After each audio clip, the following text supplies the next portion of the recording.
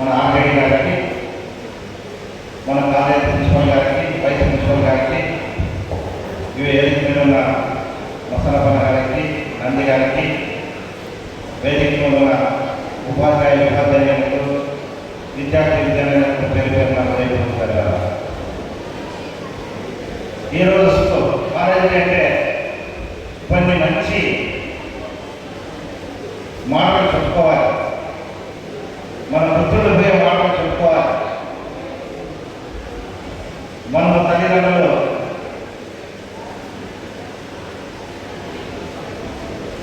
మనల్ని తల్లి ఒడిలో మనల్ని ఎలాగైతే పెంచి వాళ్ళు మీరు కింద పడుకోకుండా పెంచి వాళ్ళకి ఎన్ని కష్టాలున్నా ఎన్ని ఇబ్బందులున్నా మనల్ని చదువు తల్లి పాటలో మన ముందుకి పంపించి తర్వాత చదువు తల్లి ఒడిలో మళ్ళీ చేస్తాం. తల్లి ఒడి అయిన తర్వాత మళ్ళీ చదువులో ఉన్న తల్లి ఒడిలో చేస్తాం.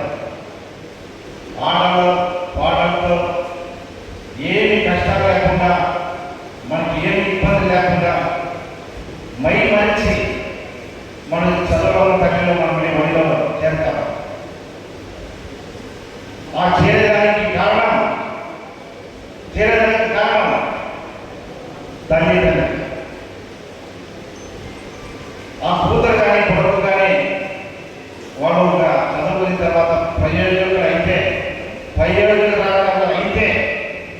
వాళ్ళ భవిష్యత్తు బాగుంటుందని మాకు ఎంత కష్టాలు ఉన్నా కూడా వాళ్ళని మా పిల్లల్ని చదివించాలనే ఒక తాపత్రయంతో తల్లిదండ్రులు చదివిస్తారు. మనకి అవన్నీ కూడా మనకి ఏం కనపడవు. తల్లి ఒడిలో ఉన్నప్పుడు ఏమైతే ఏమి కనపడమని, చదువులో తల్లి ఉన్నప్పుడు ఏమి కనపడవు. ఆడుతూ పాడుతూగా మనం కాలేజీలో చదువుతాం. అన్ని మైమరిసి ముందుకెళ్ళిన తర్వాత మన భవిష్యత్తు మనం ఏమేమో ఆలోచన చేయాలి.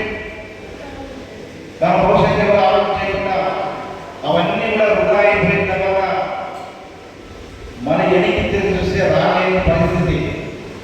ఎనికి చూస్తే ఏమి రా, ఎప్పుడైతే మనకు అవకాశం ఉందో అప్పుడే దాన్ని శ్రద్ధగా చదివి తల్లిదండ్రులు ఆ కష్టాలను మన గుండెల్లో పెట్టుకొని చదివి డిగ్రీ అయిన తర్వాత ఇంజనీరింగ్ అయిన తర్వాత వాళ్ళు ఆశించేది ఏమి, మీరు చదువుకోవాలి, వాళ్ళ భవిష్యత్తు బాగుండాలని మన తల్లిదండ్రులు చెప్పినప్పుడు దాన్ని ఎప్పుడు మనం గుర్తుపెట్టుకోవాలి. ఆ టైం అంతా అయిపోయిన తర్వాత ఒక సామెత చెప్తారు, అన్ని పోయిన తర్వాత చేతుల కళ్ళ ఆటపడుకుంటారు. ఏమీ రాదు. ఈ టైం అంతా మనం వృధా చేసి తర్వాత మనం మరి ఎన్ని తిరిగి చూస్తే ఏమో చూసాం. కాబట్టి ఇప్పుడు ఏదైతే ఉన్నారో మీరందరూ కూడా చదువుకునేటప్పుడు అందరూ కూడా నేరేజ్లో ఉంటాం.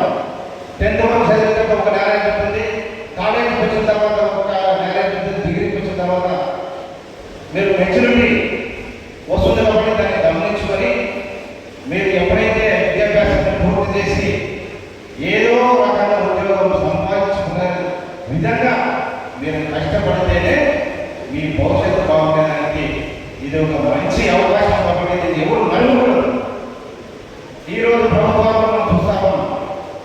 దాదాపుగా 50 సంవత్సరాల నుంచి ప్రభుత్వాలను మనం చూస్తాము. మనకి ఉమ్మడి రాష్ట్రం ఉన్నప్పుడు కొన్ని అవకాశాలు ఇచ్చి చదువుకునే పిల్లలకు ఉద్యోగ అవకాశాలు ఉన్నాయి. అక్కడి నుంచి మనం రాష్ట్రానికి పోయిన తర్వాత శూన్యం, 14లో పోయిన తర్వాత మనకు శూన్యం. ఎక్కడ లేని మన ఒక రాష్ట్రానికి మనం డివైడ్ అయిన తర్వాత పిల్లల భవిష్యత్తులోకి ఎడ్యుకేషన్ చదువుకున్నా కూడా ఇంట్లో ఉండే పరిస్థితి ఉండేది. కానీ దేవుడి దగ్గర అదృష్టంతో మన రాష్ట్రానికి మళ్ళీ తిరుగు ప్రయాణంతో ఈరోజు మన రాష్ట్రంలో ఎన్నో అవకాశాలు వస్తూ ఉన్నాయి.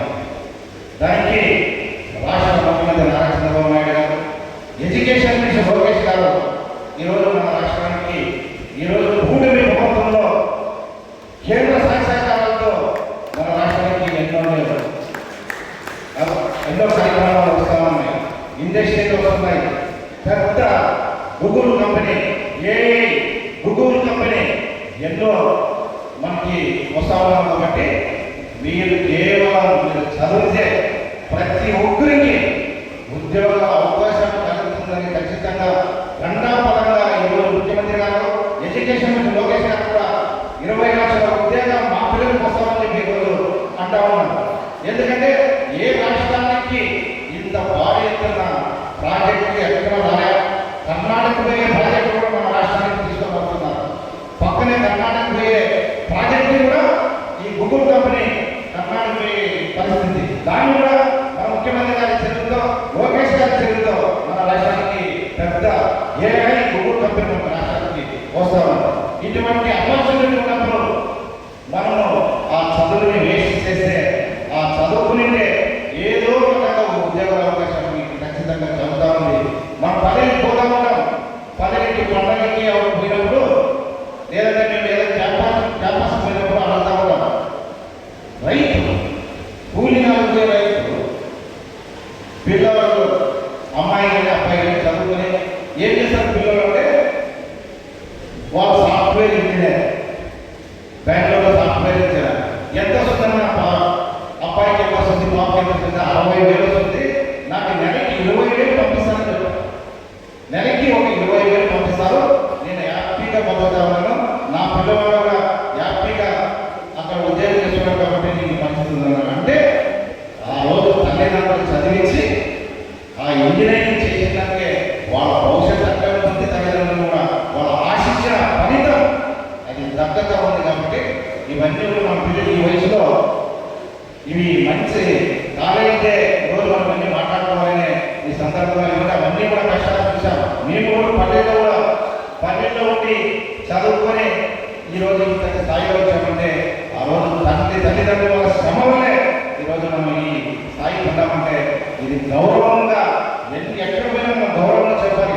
తల్లిదండ్రుల ఫలితమే ఈరోజు ఈ స్థానంలో ఎక్కడ పోయినా ఈ మాట మనం చెప్పాలి. కాబట్టి మీరందరూ కూడా తెలియాలనే ఈ విషయాన్ని మీరందరూ కూడా తెలియడం జరుగుతుంది. కాబట్టి అదేవిధంగా ప్రిన్సిపల్గా మనం పనిచేసి అంజడి గారు మళ్ళీ మనకి రావడం, మన కళాశాలకి మన కాలేజీకి ఇంకా కొన్ని సమస్యలు ఉన్నాయి సార్, మీరు కూడా మా కాలేజీ పైన దృష్టి పెట్టి ఇంకా ఏదైనా కావాలన్నా కూడా మీ ద్వారా మా కాలేజీకి మంచి అభివృద్ధి కావాలని చెప్పి కోరుకుంటే ఈ అవకాశం కూడా పేరు పేరు నా హృదయపూర్వక ధన్యవాదాలు తెలుపుతున్నాను.